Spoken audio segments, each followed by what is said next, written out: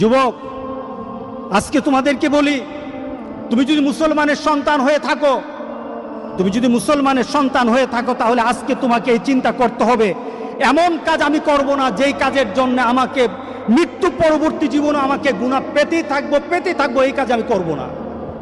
এটা মুসলমান, এটা হলো মুহাম্মদ সাল্লাল্লাহু আলাইহি সাল্লামের কলিজার টুকরা উম্মত, এটা হলো উম্মতের পরিচয়।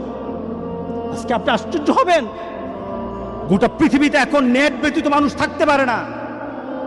আজকে যুবকগুলি এগুলি ছাড়া থাকতে পারে না। আজকে যুবকগুলি নিজেকে বিভিন্নভাবে সমাজের মধ্যে পরিচয় তুলে ধরছে, তারা মুসলমানের সন্তান, এই পরিচয় আজকে সমাজের মধ্যে হচ্ছে না।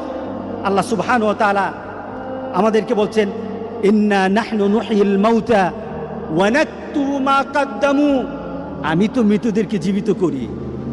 আল্লাহ বলেন, আমি মৃতদেরকে আবার জীবিত করব এবং তাদের কৃতিকর্মগুলো